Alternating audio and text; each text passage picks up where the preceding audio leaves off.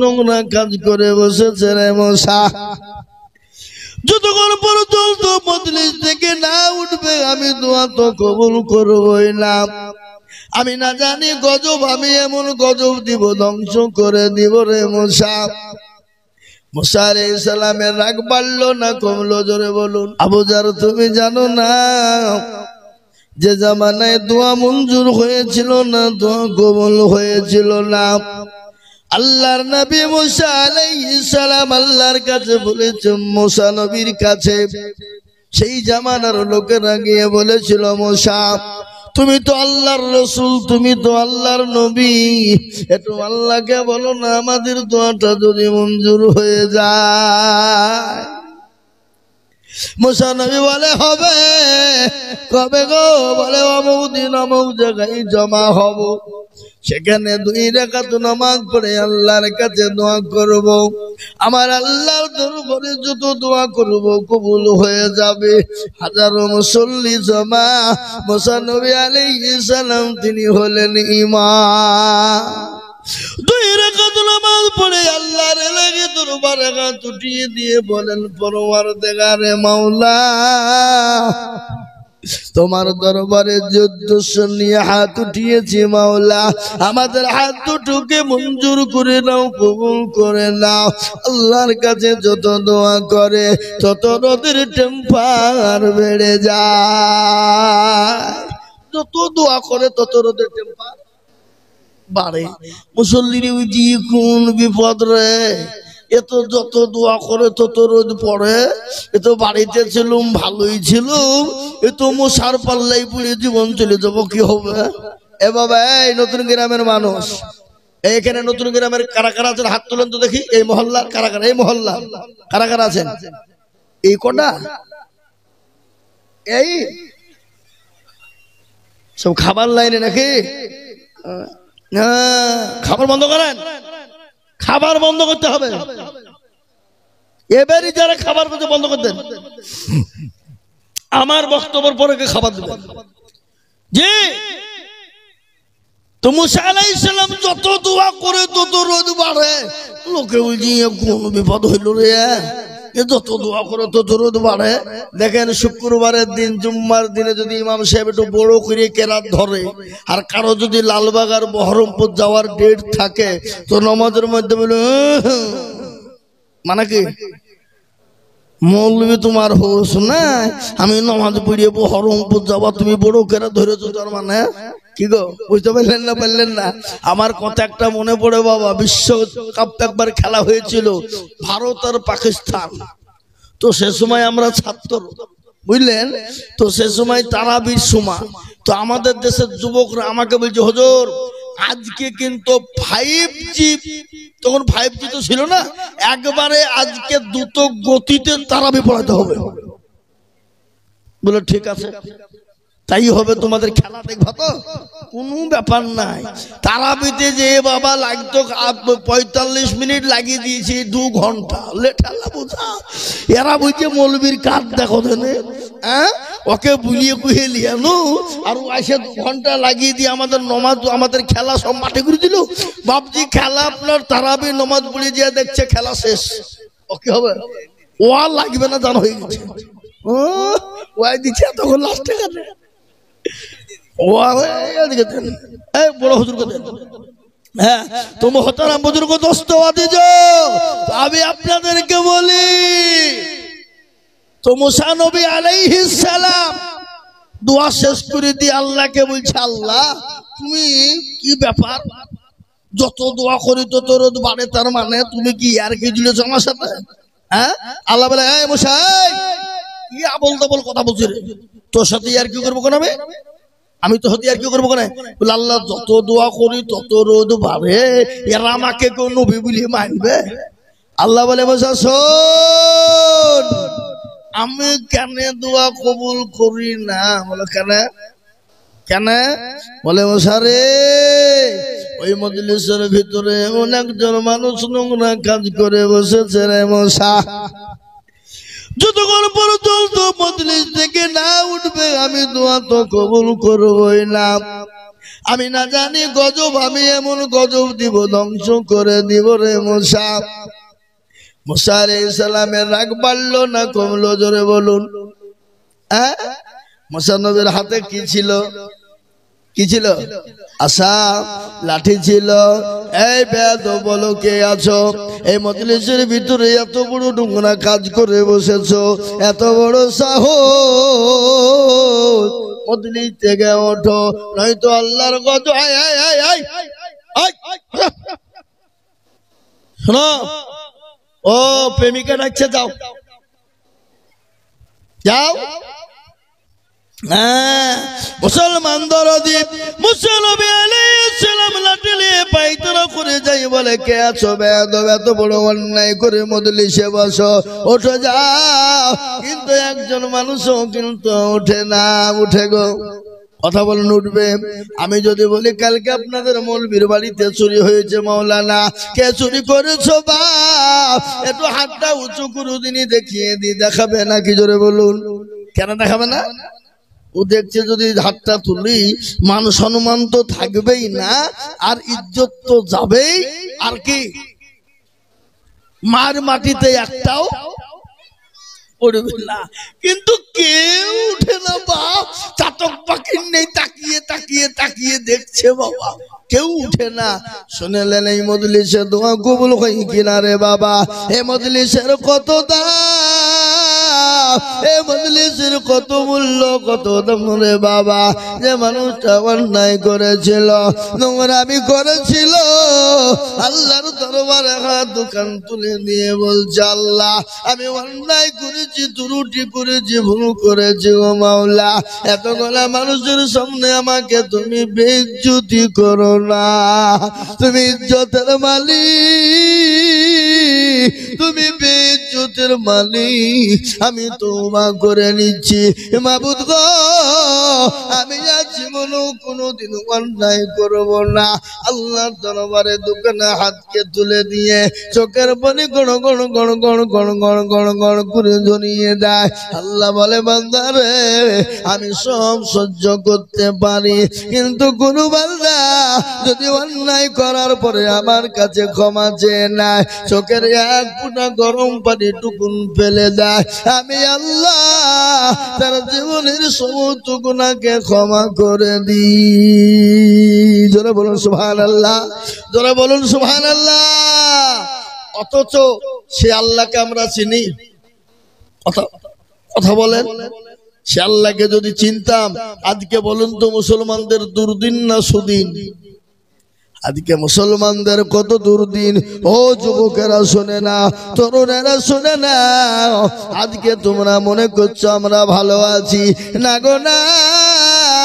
আজকে মুসলমানদের এতটা দুর্দিন রে বাবা, ভারতবর্ষে আগামীতে মুসলমান থাকতে পাবে কি গ্যারেন্টি নাই। মুসলমান বালাখানা বানিয়েছো, থাকতে পাবা কিনা গ্যারেন্টি নাই। মসজিদ বানাচ্ছো, মাদ্রাসা বানাও, থাকতে দেবে কিনা গ্যারেন্টি নাই। ও মুসলমান, এখনো আমাদের পাশে কেউ নাই, আমাদের পাশে একজনই আছেন, তিনি হলেন আল্লাহ। আল্লাহর ধানে তোমরা মুগ্ধ হয়ে যাও, আল্লাহর বড় হুকুম নামাজকে আদায় করে নাও। আল্লাহ বলে, বান্দা আমি তোমাদেরকে চতুর্দিক থেকে হেফাজত করব। কিন্তু সে আল্লাহকে চিনি? কথা কন চিনি? সে আল্লাহকে আমরা চিনি না। এই না চিনার কারণে আজকে আমাদের জীবনের এত দুর্দিন। এ বাবা, আমাদের সব থেকে বড় দুশমন কে? শয়তান। আর আল্লাহ আমাদেরকে কত ভালোবাসে দেখেন। ইবলিস বলছে, আল্লাহ তুমি আমাকে পাওয়ার দাও। বলে, এই তুই কি বলবে? আল্লাহ তোমার প্রতিটি বান্দা বান্দিকে জাহান্নামে নিয়ে যাবো। বলে, তাই নাকি? যা যা। তো শয়তান দায়িত্ব পেয়ে ও মনে মনে করছে আমি কি হুনুরে। এ বাবা, কি হুনুরে? হ্যাঁ, আল্লাহ বলে, এদিকে আবার কি হলো?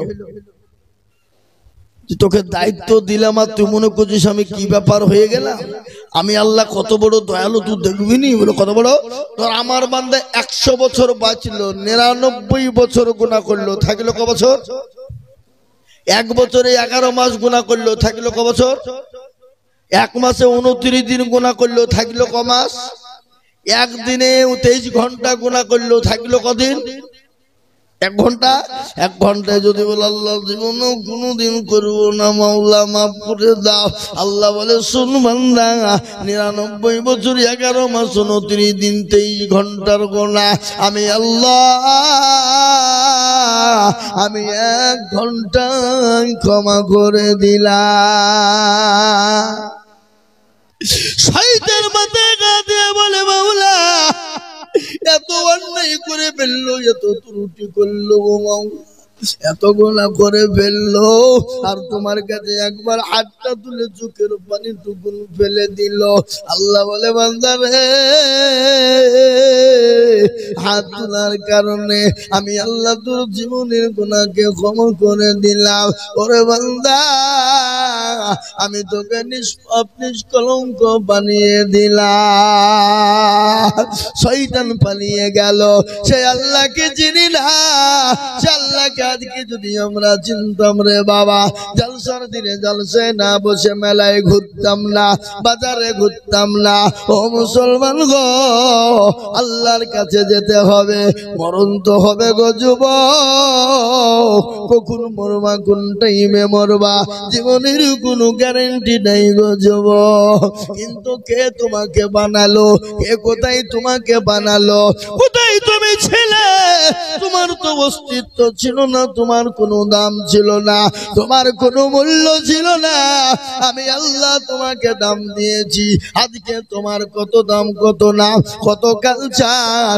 আজকে ভালো ডাক্তার, আজকে ভালো মাস্টার, আজকে ভালো পয়সাওয়ালা, আজকে ভালো গাড়িওয়ালা, আজকে ভালো দেখনেওয়ালা, কিন্তু কালকে তুমি ছিলে না পাক। আল্লাহর কোরআন বলেছে আল্লাহ তাআলাল ইনসানি হিদুম মিনাদ দাহর লাম ইয়াকুন শাইয়্যান মাযকুরা।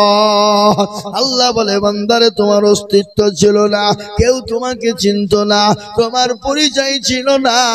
আমি আল্লাহ তোমার মা এবং বাপের মিলনের কারণে 1 জাররা নাপাক পানি দিয়ে আমি আল্লাহ তোমার মায়ের রহমে প্রবেশ করে দিলাম। 1 জাররা নাপাক পানি, 1 জাররা পানি দিয়ে আমি তেল তেল তেল তেল করে তোমাকে তৈরি করলাম। রক্ত থেকে মাংস তৈরি করে সুন্দর করে টাকচার দিয়ে, হাত দিয়ে, পা দিয়ে, ব্রেন, চোখ ব্রেন সমস্ত দিয়ে আমি আল্লাহ তোমার মায়ের গর্ভের ভিতরে 9 দিন তোমাকে আশ্রয় দিলাম। ওরে বান্দা, সেই দিন তোমাকে কে খেতে দিয়েছিল? সেই দিন তো কেউ তোমাকে খেতে দেয় না। আমি আল্লাহ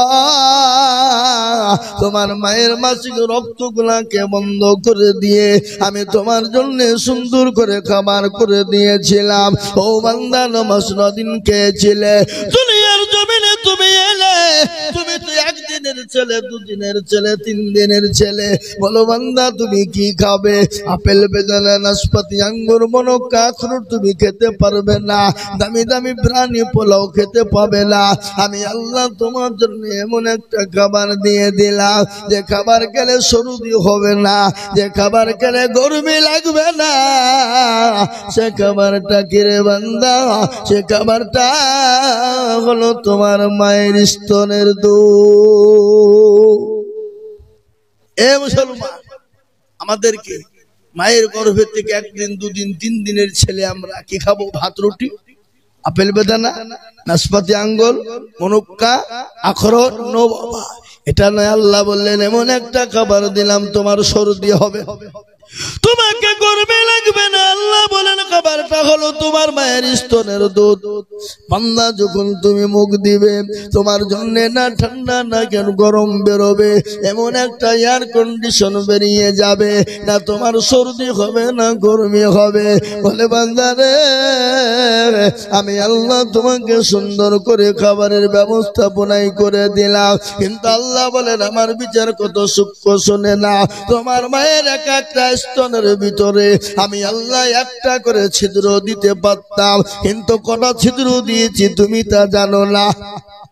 পৃথিবীর কোন ডাক্তার জানে না, পৃথিবীর কোন সার্জন জানে না। একটা মায়ের স্তনের ভিতরে কটা করে ছিদ্র আছে কেউ বলতে পারবে না। আল্লাহ বলেন আমি 1000 করে ছিদ্র দিয়েছি। বান্দা যখন মুখ লাগিয়ে স্তনের দুধ পান করবে আমি আল্লাহ তার জন্য 1000 ছিদ্র দিয়ে তিল তিল তিল তিল করে বাচ্চার জন্য খাবার দিয়ে দেব। আল্লাহ ডাক দিয়ে বলে বান্দা একদিন দুদিন 3 দিন হয়ে গেল, 1 মাস 2 মাস 1 বছর 2 বছর হয়ে গেল, দুনিয়ার দামি দামি খাবার তুমি খেতে লাগলে, আপেল বেদানা নাশপাতি দামি দামি খাবার খেলে রে বান্দা। তারপরে তুমি বড় হয়ে গেলে, স্কুল কলেজ ইউনিভার্সিটি তুমি মাস্টার ডাক্তার হয়ে গেলে, তুমি জজ ব্যারিস্টার পয়সাওয়ালা হয়ে গেলে, তোমাকে বলা হলো আল্লাহকে মেনে নাও, আল্লাহর দিনকে মেনে নাও, কোরআনকে মেনে নাও, নবীকে মেনে নাও, রাসূলকে মেনে নাও। ও বান্দা তুমি এমন পয়সাওয়ালা হয়েছো, এমন টাকাওয়ালা হয়েছো, এমন সুশিক্ষায় শিক্ষিত হয়েছো, তুমি বলে আল্লাহকে মানি না, আল্লাহকে জানি না, আল্লাহকে চিনি না, দেয়ার ইজ নো গড, আল্লাহকে চিনি না। ও মুসলমান এমন ইংলিশ তুমি মারতে শিখেছো। আল্লাহ বলেন মুখানাম শুন, আমি আল্লাহ যদি তোর মায়ের গর্ভে থেকে তোর চোখ দুটো বন্ধ করে দিতাম, আমি আল্লাহ যদি তোর মায়ের গর্ভে থেকে তোর জবানটাকে বন্ধ করে দিতাম, আমি আল্লাহ যদি তোর মায়ের গর্ভে থেকে তোর হাত পা ন্যাংরা লুলো করে দিতাম, পৃথিবীর এমন কোন সার্জন ছিল না, পৃথিবীর এমন কোন ডাক্তার ছিল না, পৃথিবীর এমন কোন দার্শনিক ছিল না যে তোর হাত পা চোখ নাক কান ফিরিয়ে দিতে পারবে গো? কথা বলেন পারবে? মায়ের গর্ভে থেকে যদি কারো অঙ্গ প্রত্যঙ্গ চলে যায়, পৃথিবীর এমন কোন বাবার অধীন নাই, পৃথিবীর এমন কোন ডাক্তার সার্জনের ক্ষমতা নাই যে তার চোখ, তার হাত, তার পা, তার নাক, তার কান ফিরিয়ে দিতে পারবে। আল্লাহ বলে না পারবে না, আমি আল্লাহ ছাড়া